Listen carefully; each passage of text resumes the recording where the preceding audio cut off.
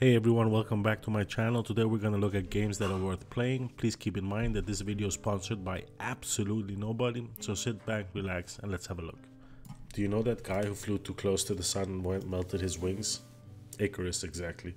This is a session-based PvE-focused survival game set on a distant Earth-like planet.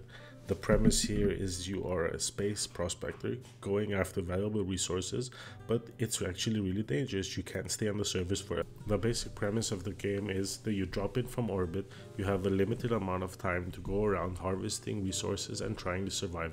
Then, before the time runs out, you need to make your way back to the ship and use the resources that you've gathered to craft advanced techs. After that, you then start a new session and go again. Drop in, harvest, survive, return to orbit, rinse and repeat. The game will feature all of the usual survival mechanics that you know from other games. You'll explore the environment, you'll try to figure out where things are located, you'll gather resources by cutting rocks or chopping trees, you'll craft tools which let you harvest better resources and then make better equipment, and then, as I said earlier, rinse and repeat. There will be a variety of dangers on the planet, like a toxic atmosphere, savage wildlife, enemy storms that require you to take shelter. You'll also have to seek sources of oxygen because, let's face it, we're on another planet. Hunt for food. Exploration is very important because this game is 64 square kilometers and is completely handcrafted, and everything can be harvested. Progression in the game will come through these separate tech trees, like planetary tech, player talents, and workshop talent. Resources you gather are used to build and craft tools, structures, and machinery, and you'll also level up and get to select from various skills like survivability, harvesting, combat effects, and so forth. So yeah, the goal of every session is just to make the most out of the time that you have on the island before you need to go back and repeat. If you don't make it, you die. Any progress that you had will be lost. So it's kind of hardcore in that sense. There's a range of different mission and session types, lasting from a couple of hours to days and even weeks. And this is again a PvE focused game, so there's not going to be any PvP. You will mostly be playing the game solo or co-op if you have a good homie to join you. Icarus has some pretty novel ideas. The only thing is that some of the gameplay I've seen looks a little bit janky and unfinished, to say the least. I should also mention here, this is made by Rocketworks. This is the studio that founded by Daisy creator Dean Hall, so make of that information as you will. Icarus is on the PC, so from a very serious game to something on the completely different end of the spectrum. Ladies and gentlemen, introducing... Okay, moving on, we got this game called Skatebird. It's a game about skateboarding and birds, I guess. I mean, it's adorable. That's pretty much all you need to know. You're gonna skate around various environments, looking at it from a bird's perspective. So you grind on straws and kick flips over staplers, or any other terminology about skating that I have absolutely no idea about. Is it a good skateboarding game? Absolutely not. Can it compare to Tony Hawk or any of the skate series? Absolutely not. But I mean, it's just cute. I mean, look at this art style. Look at the animations of the birds, in particular, how they flap their wings when they do a kick flip or something. It's really fun. So this is really just for sitting back, relaxing, and kick flipping, I guess. The game has a narrative as well. You're playing as this lonely bird whose big friend has gotten a job, so they can't skateboard anymore. So you're trying to get this guy back into skateboarding. I mean, there was an attempt done to create a story, but I mean, I don't know, it's funny, it's cute. I mean, how bad can it hurt? According to the Steam page, you can explore a lot of sites, parks, there's a lot of fancy clothing you can wear, different skateboards, mixtapes, and so forth. I mean, it sounds funny, it's original. Who've seen a bird on a skateboard before? So, I mean, as long as this isn't too expensive, I think it's definitely worth just giving it a go. I don't know. Rest is up to you. Another cool thing actually is that you can upload your own MP3s and use your own music in game, which could be fun. I mean, at the end of the day, this is like 2 or 3 hours of fun, and that's about it. It's original, it's fun, it looks pretty cool. I mean, yeah. Kenna Bridge of Spirits. It's a story-driven action-adventure game where you play as the spirit guide tasked with the cleansing of the mountain village that was overtaken by a mysterious corruption. The first thing I have to say, look at this game. It is absolutely amazing.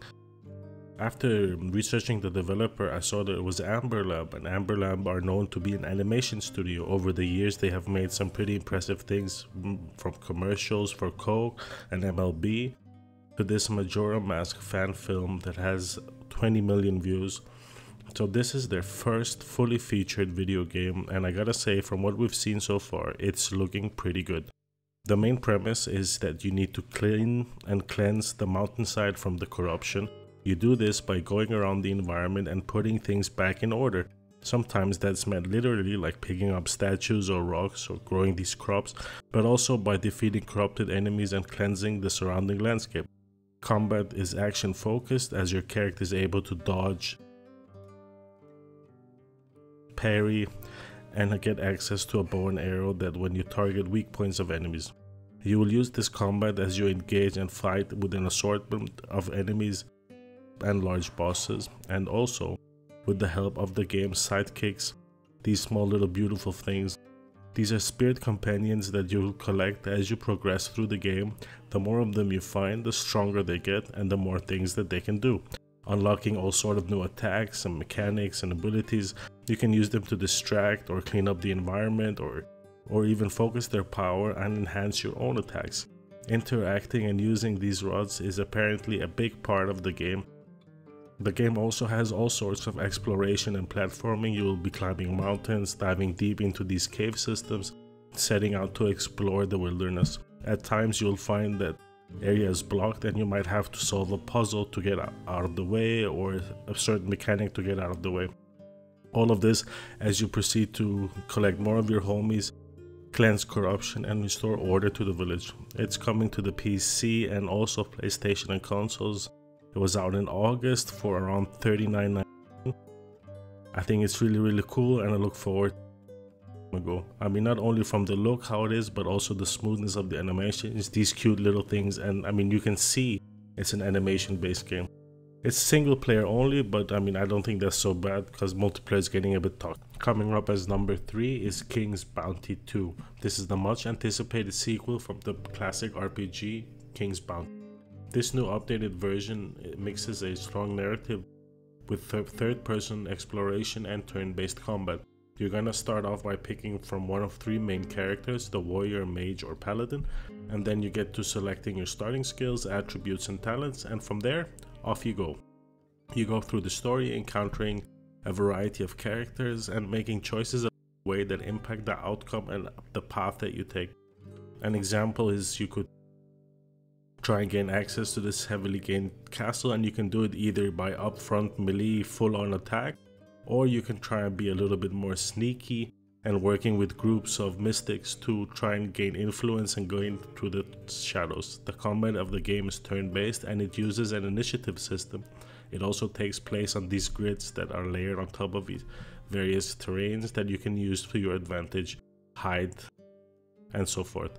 You're able to position and control these units, controlling when, how, and where to engage. You can rush the enemy or reposition them and strike from the flanks. You'll have to utilize the terrain as well as environmental hazards. Units in the games will have a variety of weaknesses and strengths, which can be improved with synergy between other units. You also have a book of spells that are divided into 4 schools of magic that will give you all sorts of unique abilities outside of what your combat units can do. In addition to that, you also have that one character that you created in the beginning between the 3 different classes that you can choose. This character progresses with you, he levels up, gain access to specialization, find gear and equipment to enhance your character. So it's a pretty immersive sounding RPG game. It's coming to the PC, PlayStation, and Xbox, on Switch also for $49.99. I appreciate this game's mix of third-person exploration, really good voice dialogue and storytelling, plus turn-based combat. There's not a lot of turn-based out there, so I enjoy having one. When was the last time you played a 2D game? Check this out. This is called Song of Iron. It's a 2D action-adventure game where you play as this hero on a mission to find the Great Temple of the God. The game has action-packed combat that makes use of the expected light and heavy attacks, bows, axes, and shields, and so forth that you find in the environment. You can also attack from different elevations and take advantage of heights. You'll be moving through these various climates, through forests, caves, and mountains as you compress through the story and explore these ancestral homelands. The game just has a great look. The lighting and atmosphere, to the use of perspective and the background and foreground, I think looks really cool, and something I wasn't expecting from a 2D game. Song of Iron is coming to the PC and Xbox, and you can find it where you usually find your other games. I think it's important to note that Song of Iron was created by one guy. He's the designer, the developer, the programmer, the tester, the gamer, and everything in between. These one-man shows is not something that you see every day, so if you don't have anything else to play, give this game a. It's important that we support small creators who are genuinely providing us a great product, because these will grow to be big companies that will continue to provide great product. At least that's the theory. So anyway, like I said, give this game a go. If you made it this far, I'd really like to thank you for watching my video. This is the third video I upload on YouTube, so I'm still a bit new to this. I'll try to find good gaming content that's worth your time and games that are worth playing. So if you like this video, please give me a thumbs up and thrust the subscription button. And if you didn't like it, give me a thumbs down and tell me how I can improve. Thanks a lot, man. See you next one. Peace.